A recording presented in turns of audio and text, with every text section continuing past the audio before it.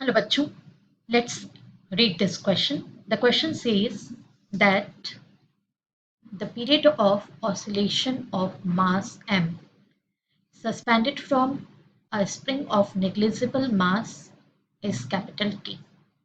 If along with it another mass capital M is also suspended, then period of oscillation will now be root two T T either T by root two और two T. ये चार option हमें given है और इन चारों options में से हमें करेक्ट ऑप्शन चूज करना है।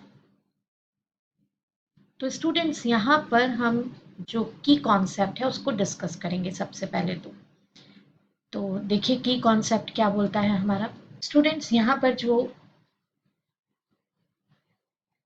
की कॉन्सेप्ट है वो की कॉन्सेप्ट यहाँ पर हमारा ये बोलता है कि अगर हम किसी भी स्प्रिंग को, अगर हम किसी भी मास को किसी स्प्रिंग से सस्पेंड कर देते हैं तो उसमें जो सिंपल हार्मोनिक मोशंस क्रिएट होते हैं उनके लिए time period t equals to होता है 2 pi root of m upon k।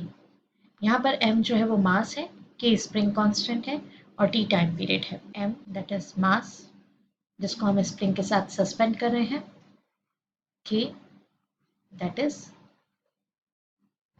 Spring constant. ये सभी स्प्रिंग्स के लिए कांस्टेंट होता है और ये स्प्रिंग की स्टिफनेस पर डिपेंड करता है। अब यहाँ पर एक डायग्राम से मैं आपको एक्सप्लेन करने की कोशिश करूंगी कि केस 1 और केस 2 में एक्चुअली में क्या गिवन है और दोनों में क्या डिफरेंस है।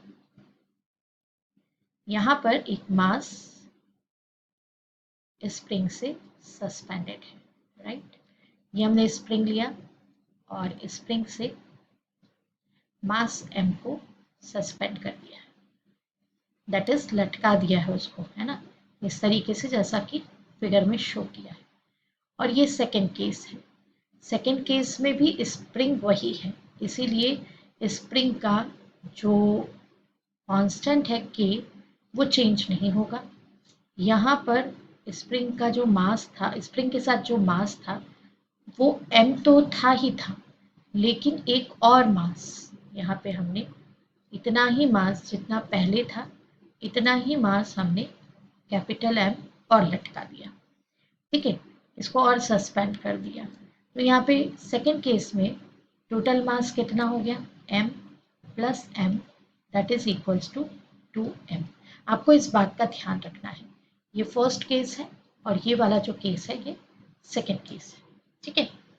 तो इन दोनों ही केसेस में आपको ध्यान रखना है, इन दोनों केसेस का ध्यान रखकर ही आपको सॉल्यूशन जो है उसको कैलकुलेट करना है। तो चलिए हम फॉर्मूला यूज करते हैं। अब हम लेते हैं सॉल्यूशन। सॉल्यूशन में हम ले लेते हैं केस 1। तो केस 1 में हमें गिवन क्या है, केस 1 में हमें गिवन है कि मास तो m सस्पेंडेड है और जो टाइम पीरियड है वो कितना है, t है। तो टाइम पीरियड t का वैल्यू कितना हो जाएगा, 2 pi root of m upon k, ये वैल्यू हो जाएगा टाइम पीरियड का वैल्यू, ठीक है। इसको हम थोड़ा सा ठीक कर लेते हैं, के को आप लीजिएगा, time period equals to 2 pi root of K m upon K, ये के यहाँ पर प्रेजेंट है, राइट। चलिए स्टूडेंट्स, तो अब हम आ जाते हैं सॉल्यूशन पर। सॉल्यूशन में हम ले लेते हैं केस फर्स्ट। फर्स्ट केस में टाइम पीरियड का वैल्यू t इक्वल्स टू हो जाएगा 2 pi root of m upon k, क्योंकि इसमें m का वैल्यू है, मतलब मास जो है वो m के इक्वल है, तो यहाँ पर मास की वैल्यू m और स्प्रिंग कांस्टेंट हम k ले रहे हैं। अब ये हमारा बन गया इक्वेशन नंबर 1। अब जब हम आ जाते हैं केस सेकंड पर, तो केस सेकंड में इसका टाइम पीरियड सपोज कर लेते हैं कि t डैश है, तो t dash equals to, formula तो यही लगेगा 2 पाई रूट ऑफ मास हो जाएगा m plus m upon k, तो वैल्यू आ जाएगी 2 pi root of twice m upon k। तो T dash is equals to आपके पास आया 2 pi root of 2m upon k। ये आपके पास आ गया इक्वेशन नंबर 2। तो इक्वेशन 2 और 1 इन दोनों से आपको आंसर मिलेगा। इक्वेशन 2 डिवाइडेड बाय आप इक्वेशन 1 कर लीजिए। T dash upon T equals to 2 pi root of 2m upon k and divided by 2 pi root of m upon k। ये 2 पाई कैंसिल, फिर ये रूट के अंदर है तो k और ये भी k कैंसिल, m और m भी कैंसिल। यहाँ पे रूट के अंदर सिर्फ 2 बचेगा। ठीक है, तो इक्वालिटी से आपके पास आया T dash equals to root 2 times of T.